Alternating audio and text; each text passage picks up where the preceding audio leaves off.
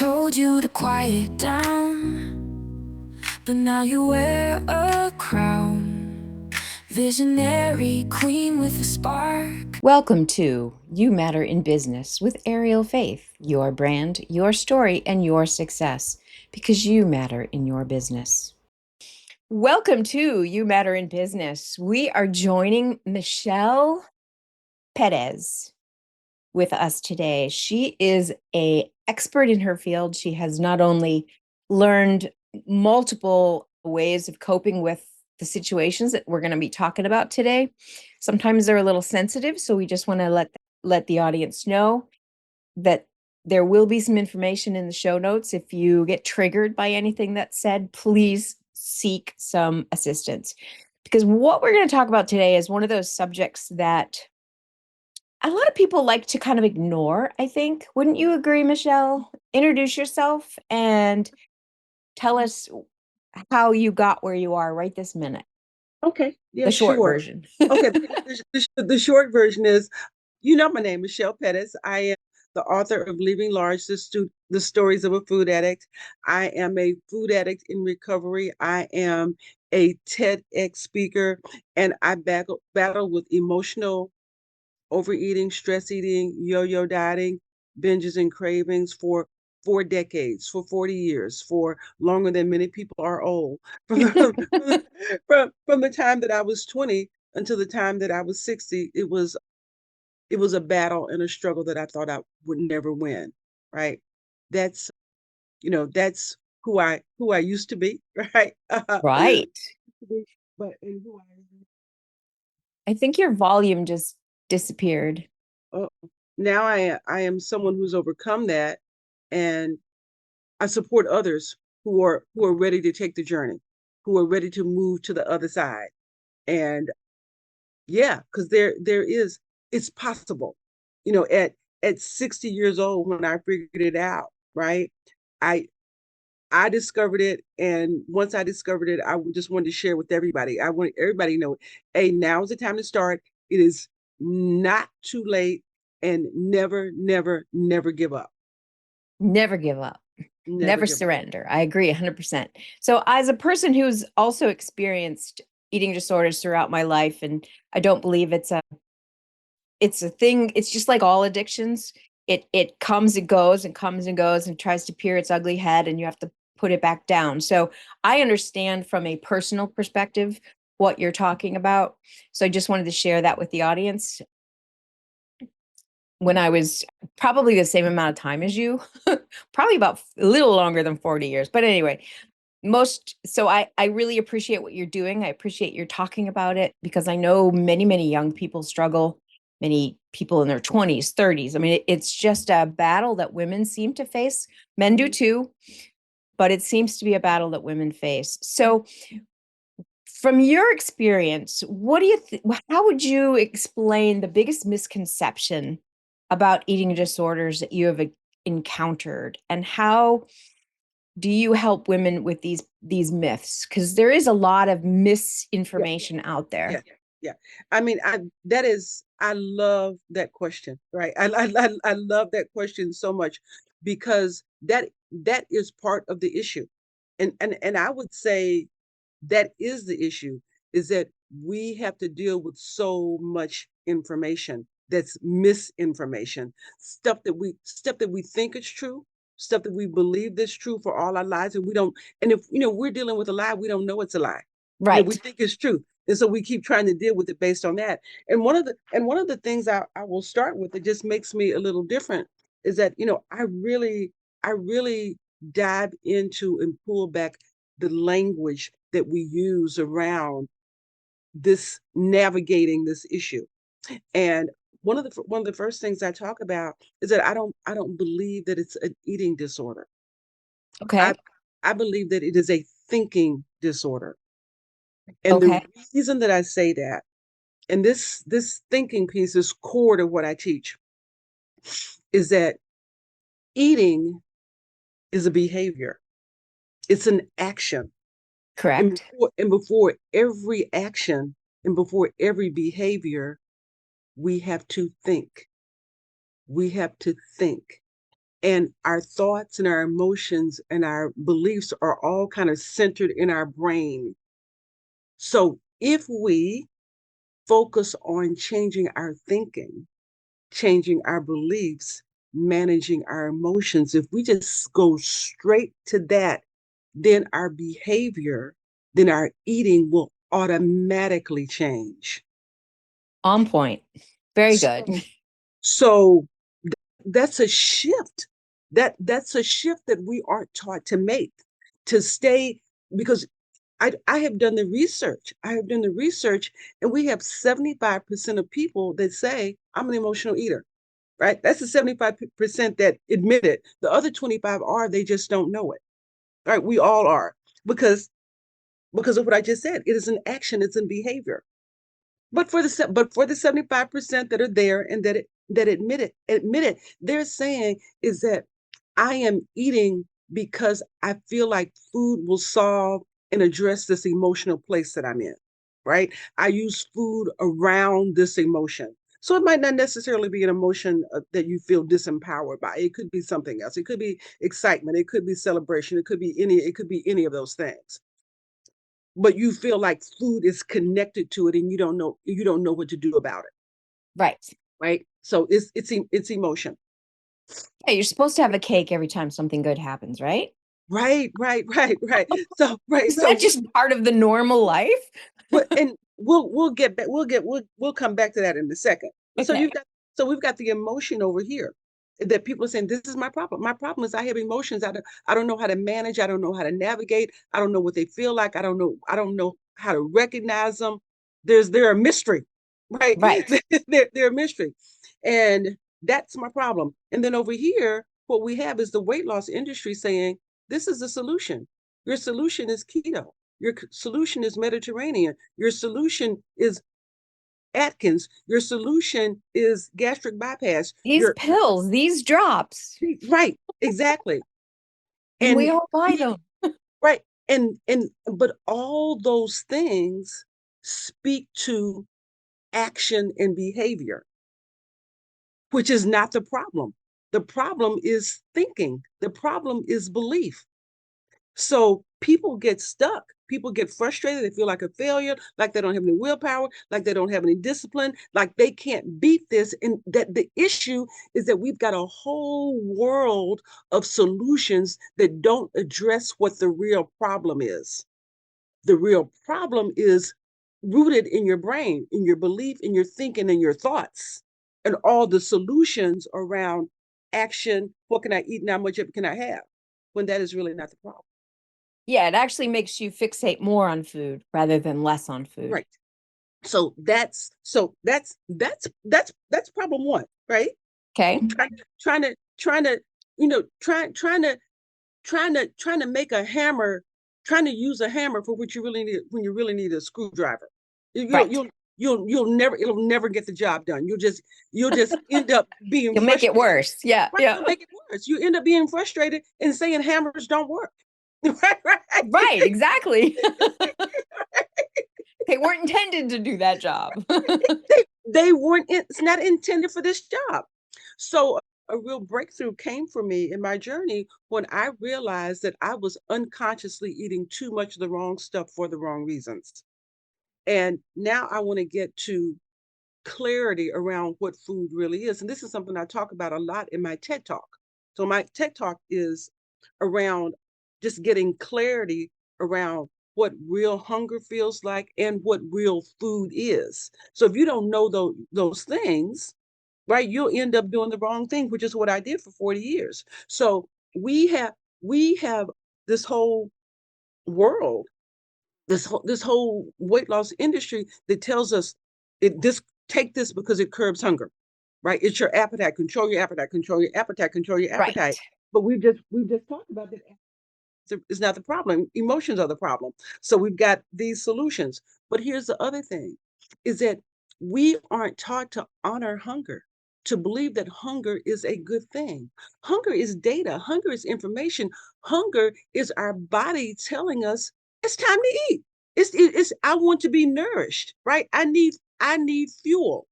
Yeah, and if you get good at listening, you know whether you need protein versus, I mean, you almost start to learn what you need, not just You right, you learn what you need, but the first thing you have to learn is what's food and what's not food, right? true. Right, because we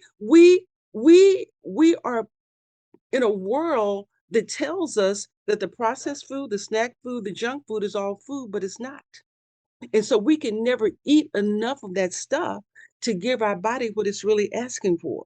And so when our body is saying, I'm hungry, and we go to a convenience store and get a bag of chips and a soda, right?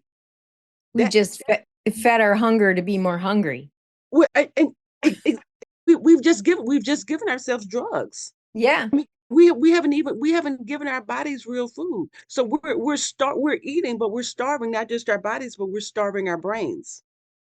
And so our bodies are still saying, I'm hungry. And then we'll give it another bag of chips and another soda. And it will, and those things will never give us what our body is really craving, what our body is really asking for. But that stuff, I call it stuff, is designed to be addictive.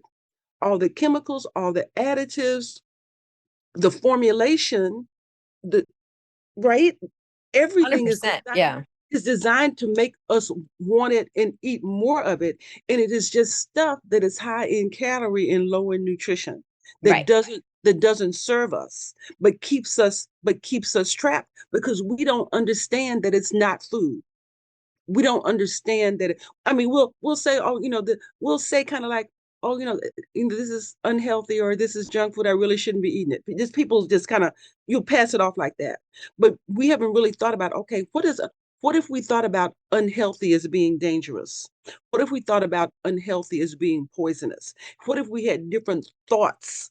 This is what I'm talking about. What if we had different thoughts about that stuff? If we looked at it, if we looked at that birthday cake that was filled with sugar and processed stuff and stuff that you can't even identify, and we forgot about the fact that it was really pretty and it was Johnny's birthday and it has balloons and we looked at it and we understood that it was actually the sugar in it and everything else was breaking down our body, breaking down our ability to function. Would we still eat it? Would it still be desirable? If we saw poison every time we looked at it, if we thought dangerous every time we looked at it, right? Yeah, And it's a mind shift of and, whether and so it's well, whether it's good for you or bad for you, basically, if you put it in two boxes. what and so but it's even, yeah, good for you or bad for you, but we have to even just start thinking about that. Because people will say all the time, I know this is bad for me, but I'm Oh, doing it. that's true. But Yeah. we said all the time. And so it's a fundamental shift to understand what does that really mean? Because we say it, but we don't always believe it because the symptoms don't show up right away. Right? Because if somebody, I've been around people that are allergic to things. If somebody is allergic to peanuts, if they're allergic to seafood, if they're allergic to coconuts, right? They're like, oh my God, does this happen? I can't eat it. My throat will swell up, my eyes will start to, I get hot. I can't eat that, right? Because the effect is so immediate. But for some other people, they may say, oh, you know what?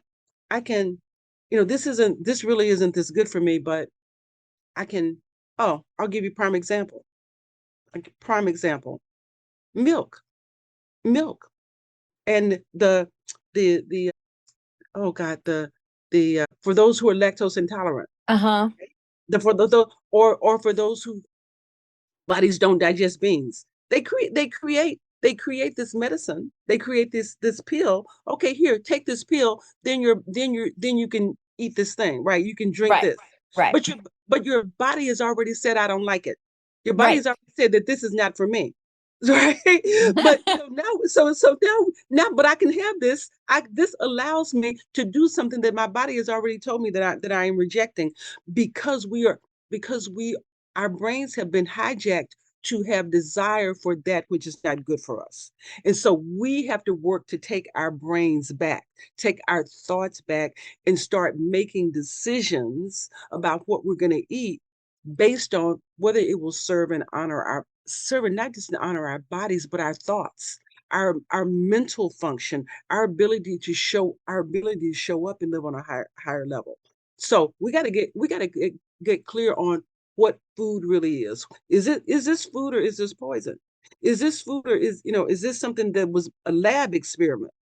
Right. And make right? Spam. Your voice disappeared again. We have to. I wonder what happened. I don't know. I think when Can you you? pull away from your mic. Okay. So we have to get clear on that.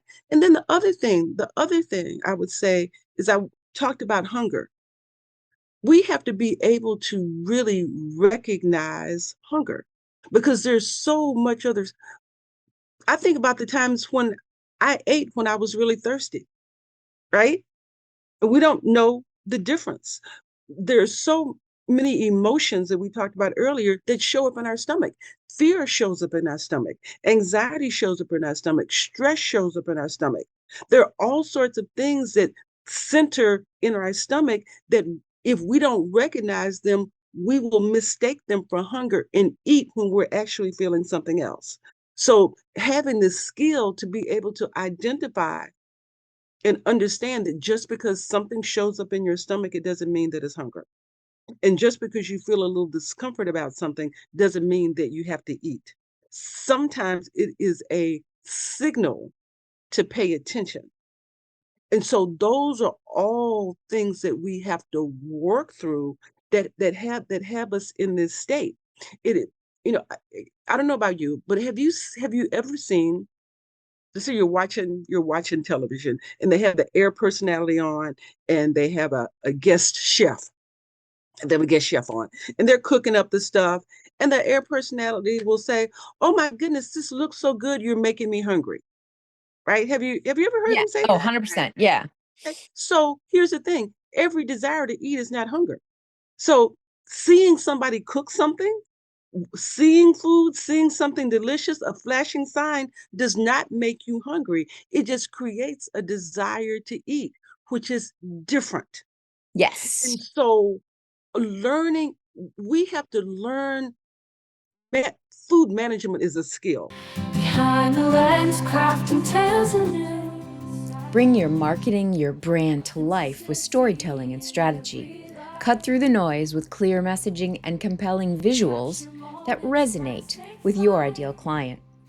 We bring strategy, story, and visuals to help you with your marketing. Visit arieljoyfaith.com and schedule a consultation and see how we can help you bring your brand No to life. selfies here, just genuine sight. Authenticity in every lie. Another word that I don't use. I don't talk about our relationship with food. I did in the very beginning because I didn't understand.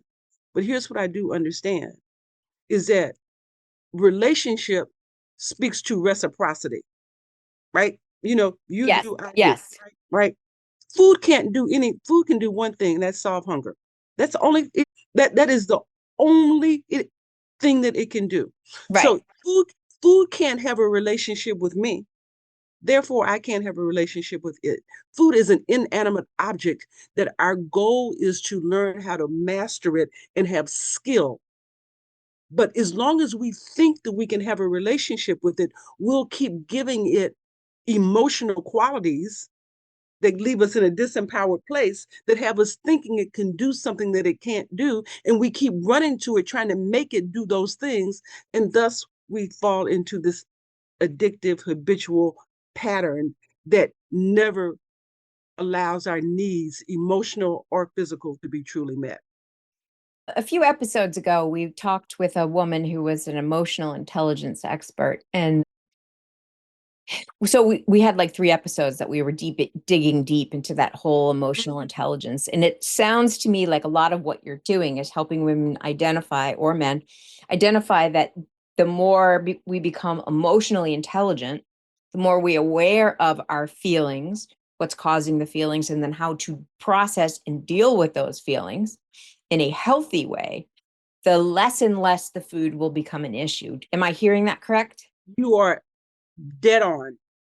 You are dead on, because this is, you know, you hear, and I've heard, and I do believe that addiction, whether we're talking about food or some other kind, Yes.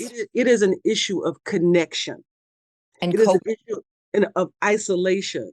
And so Hmm. you're disconnected to you're disconnected to yourself, so you can't connect to other people. And all these issues that we have around emotions, those that healing and that those things being solved and eased come when we're connected with ourselves and we're connected with other people. And if food is in the way, or there's something else in the other way, it blocks us from being able to do that in an authentic way. Okay, cool. One thing I've noticed, and you said it in your own bio, that this is kind of like dealing with these issues. They're not linear. It's not like you can go from point A to point B. You have to kind of weave on a pattern Hmm. that obviously the tighter we get, the healthier we become, right? Hmm. If it's Hmm. way off, way high, way low, then we tend to be in the middle of the insanity. No one can see my hands illustrating that, but so if it's not linear, Hmm. when a woman is in one of those states where she's having a bad day, she's losing hope, feels like a setback. So she might have been working on this for years, as we know happens. And then something hits her that throws her off kilt, and everything comes back with a vengeance, right? And she's aware of it, so that's progress. Hmm. Hmm. How do you, when you're working with the women you work with, how do you help them at that moment? Yep. Yep. All right. So there are I use a couple different tools, right? And you were so dead on about it not being linear. So we have to be open to the process. We have to be open to, kind of really wherever our feelings take us, and know that we're going to be safe, right? Know that we're going to be safe, and know that it's going to be okay. That's why community is so important. That's Yes. why sharing in a community is so important, because when someone comes and shares their truth, if it's a victory or it's a challenge, on many levels, it doesn't matter which one it is, right? Because we're Right. always we're always going to be faced with both of them. As Right. soon as as soon as you draw the line in the sand, as soon as you say the thing, something is going to pop up to challenge you, right? As soon as you decide something's going 100%. and 100%, something's going to pop up to support you too. Both things happen. We just have to have the ability to see both of those things. But the how do you get help? How do you get help in the moment? So being able to have help in the moment happens when you use the tools all the time. And I teach people visualization, affirmations, meditation, and what I call prescriptive writing, which is a little different than journaling. Journaling is important. Keeping the food log is important. All that stuff is important. But when I talk about prescriptive writing, I talk about writing for healing, right? And if you're dealing with food addiction, if you're dealing with obesity, if you're dealing with what you might think of as an eating disorder, even though I don't use that term, we're talking about disease. We're talking about something that we need some healing from. And there's a that there healing is a process. Healing happens over time. So let me kind of set the stage a little bit. The way that the way that I work with people for their transformation is over the course of a year, Okay. because this is really about transformation. And Yes. you don't do this in a 3-week program or a 6-week boot camp or that, and the other. I don't do it. But what I do is I pair people up with an accountability partner. I actually call them an air partner, right? Okay. So it's accountability, inspiration, and release. And you and your partner connect every day, because you're building a relationship. And every week we unpack a different emotion, whether it's Okay. anger, whether it's frustration, whether it's fear, whether it's doubt, whether it's insecurity, whatever, every week. and I give the team or the teams a writing prompt every day around that emotion. So they write about that emotion, they talk about that emotion. So at the end of 52 weeks, you have an intimate understanding of 52 different emotions and how they show up in your world, and how to manage them, and how other people manage them, and some tips and things like that, so that you aren't surprised. You will never confuse any of those 52 different emotions with hunger. So that becomes your arsenal. As I'm talking to people and I know about the problem, now I talk about, okay, what are what are your issues? Well, I eat when I'm bored, I eat when I'm lonely, I eat when I'm stressed, and there may be another one. Just those four? Just, surely there are more than that, because this problem, 75% of people say they're emotional eaters, so it's got to be more than those four emotions. But there are ones that people don't know how to identify. So let's identify them. So Education is key, which is great. Yeah. education is key, right? And so Yeah. you keep practicing the response, right? So it's learning what to do. You don't get awareness and then you're just automatically able to do it. You have to practice it, because you've been responding in a way that's not supportive for way too long. So you're building a new habit. But my point is that around those emotions, those 52 different emotions, you get the writing prompts, you get the visualizations, you get the work to you get to see and talk about, okay, here's how I currently respond, here's how I would like to respond, here's what it looks like, here's what it feels like, here are the situations, here's some situations when I responded this way, but I wish I had responded another way. You practice that, you see them, you identify them, you live in them, right? You imagining yourself, and I don't say triggered. I don't like to use that word triggered. And I'll tell you why in a minute. You imagine yourself being empowered in situations where you didn't feel that way in the past. So you see that. Then you write them. What I say to them is, writing makes it real, right? You put it down on paper, something different happens in your brain. You're absolutely correct. Yep. Right. You start to write it, you start to say it, you start to believe it, you start to think it, and Yep. you do it all little steps every day. At the end of the year, at the end of 365 days, you are a different person. Yes, you are a different person. You aren't afraid to be different. You want to be different. That's why you started this journey.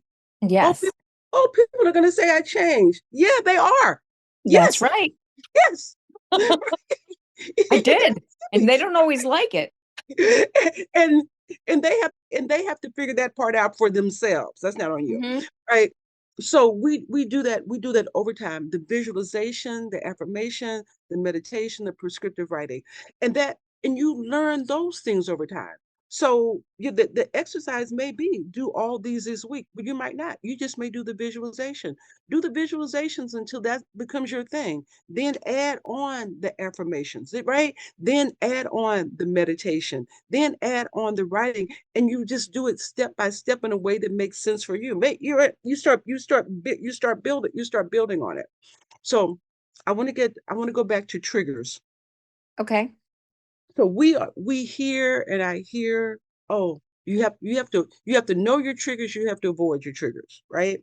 And this person is a trigger for me, this food is a trigger for me, this thing, when this happens, this is a trigger for me. So I don't believe any of that. Take us to the other side. Right. So if people, places, and things are not triggers, it is our thoughts about the people, places, and things that are the trigger. 100%. Yes. And so when we change the thoughts about the people, places, and things, then we can change how we move in the world. And if the goal is to avoid your trigger, you'll never leave your closet. You'll never leave your bathroom, because there's always going to be something in this world, right? And you will never know what they all are. You're not. I mean, you can know some situations and be sensitive, and as you learn about yourself to navigate things differently. But I'll give you a prime example of what I'm talking about. A couple years ago, my girlfriend and I went on a shopping trip. We do a thrift shopping trip. we do a thrift shopping trip. We go thrifting in another city every year, right? We spend more money on the hotel and the airfare. It's just like And the thrifting. than a bonding activity. So we were in a Goodwill. All right, we were in a Goodwill. And I'm like loaded up with all my Goodwill finds. And I'm standing there at the Goodwill ready to pay for my stuff. And I looked over and on right at the at the checkout counter, I see some little packets of candy. And they're pink candy, and the candy is called almond roca. And it's like kind of this Yeah. almond stuffed chocolate with almonds around it. And I look at it and I think, oh my God, I used to love that candy when I was a kid because, and I mean, it's not a Hershey bar. I mean, it's an expensive kind of candy.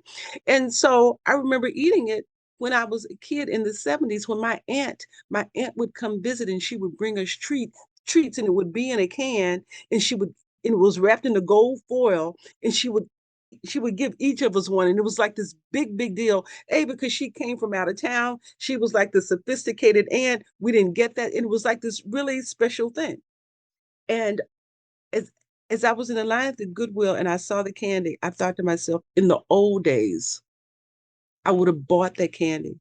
I would have bought the candy and I would have eaten it probably right when I was in line. I probably bought like 5 or 6 of them, right? Because sugar is addictive. It's all that. And but if I didn't think the way that I think, I would say, oh, almond roca is a trigger for me, right? But until I saw that candy, I hadn't thought about that candy for 25 years. So there's no way that I could say that, be able to identify every trigger that's going to show up. But what I can do is I can identify I can stand in the present, and I can use my questions, which I do all the time whenever have an urge to eat. Am I really hungry? What's going on right now? So I did say, oh my God, I mean, that looks, I had that, like, but I didn't, because I recognized, I wasn't hungry. I wasn't hungry. I don't eat that anyway. But it brought up a sweet memory. And Right. so I was able to look at that candy in that Goodwill, still have the experience of the memory, all the Without joy, eating the candy. without eating the candy. Yeah. And that is the thing, that that is the thing that we all have the capacity to do, that we don't know how to do, and we don't always understand when is those memories are driving our desire to eat. And so when you Y- go y- ahead. That's a really good point because when we use the word trigger or not, but when we are in a situation and we have a very strong reaction, good, bad, otherwise, it is an emotion that's being stirred. So the reason for that emotion being stirred could be a mile long, or it could be just something really short, like you step on my foot, I'm going to say ouch, right? But it Mhm. could be something. And when we learn to identify, okay, I'm feeling this, then the behavior that we choose becomes, proactive. It becomes a decision, not a reaction. Mhm. So I think Mhm. that is really good stuff. And you, as you say this, Ariel, this is this is one reason why I say that cravings can be a good thing, right? And Mhm. not many people are going to say that. But here's why I say it. If you are craving something, and and and cravings generally are for something that's not food, right? It's generally for something sweet, Yeah. something salty, something starchy, something Yeah. right. Right. It's that. If you're craving something, here's what I say. I say, eat something nourishing, eat something healthy and get full. So get some broccoli, get some green beans, get some carrots, get a piece of, if you eat meat or fish, or get some fish, right? And eat a meal and get full, get nourished. And if you still have the craving for the thing, then what you know is that you're not hungry because you just ate. Yeah. Logically, you know that you're not hungry because you just ate your full. But and if you still want the chocolate, you still want the cookie, you still want the cotton candy, whatever it is, what you know is that food represents an emotional place that you need to pay attention to. That food represents some emotional healing that you need. And it is and it's trying to tell you, it's trying to tell you, pay attention to me over here. Come over here and investigate what's going on. So in that case, it can be a good thing if you're willing to go to where that craving wants you to go. If you're willing to unpack it, if you're Yep. willing to look at it, if Which is you're not always easy. it's not a but you can do it step by step, Yeah. right? I You can like that approach. Yeah. you, Yep. you can do it step and sometimes it means eating it. Sometimes you will eat it, right? And And and and then what I'd say to so many people, I said sometimes the only way to learn how to do something is to do it in a way that you don't want to do it, right? right. Well, it's interesting because people who have gluten issues, just as an example, we're talking about an emotional reaction versus a physical one, but your the way it works is if you eat it all the time, you'll notice the symptoms less. You'll Mm-hmm. have them, but you won't Mm-hmm. notice them. You Mm-hmm. stay away from it for a long period of time. You eat it once and you know what the problem Yes. is. So you Yes. become more aware the more you leave something alone. Yes. And the reaction isn't always instant. It might be a day or two later. It might Mm-hmm. be, and everybody's a little different. So Mm-hmm. just with emotions, same principle. If we identify an emotion and we deal with it in a positive way, healthy way, something that nourishes us, we will, and we do that and consistently do that. And then we react at one point and do it in a way that is more of an older behavior. Mm-hmm.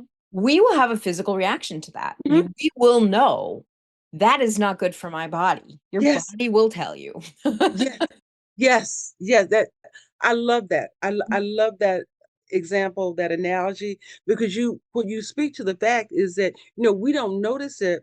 You know, for many of us, we have been unhealthy for so long, we don't know what good health looks like, Exactly. right?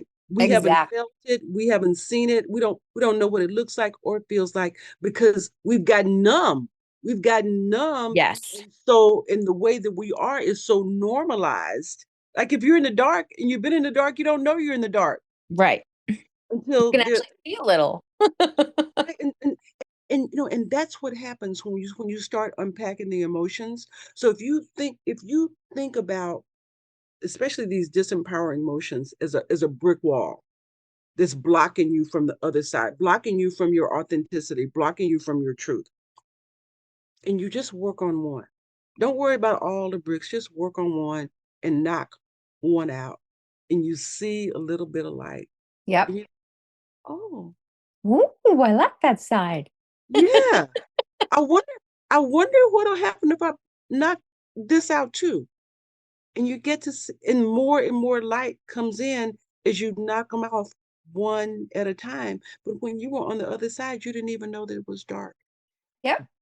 But the other thing that also happens as you start to knock them off brick by brick and see more light, you start to find more joy in the work that in the past might have created some doubt or some fear or some hesitation that you didn't want to do, right? You were afraid to do.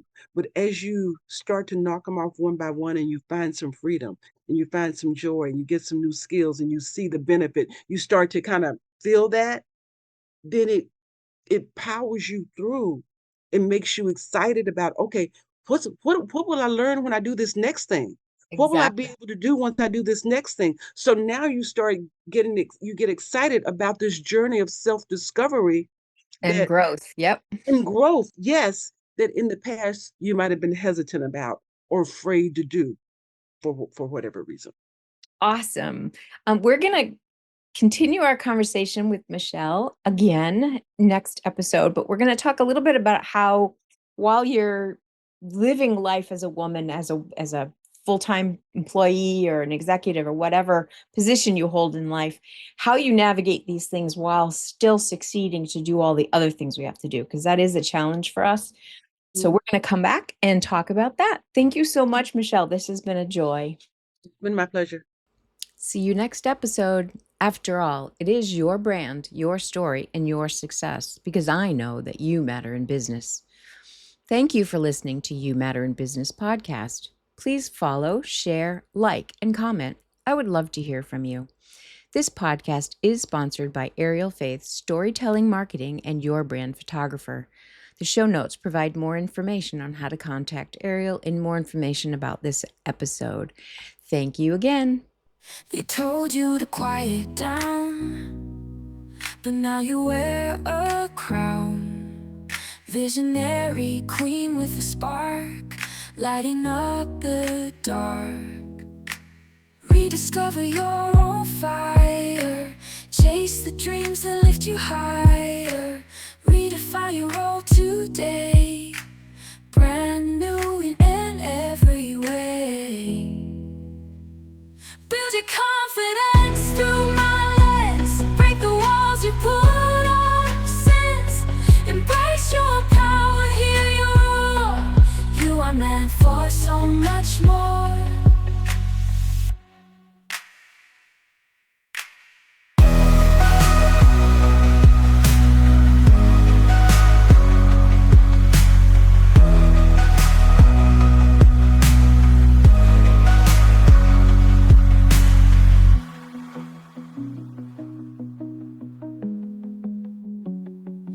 You are meant for so much more.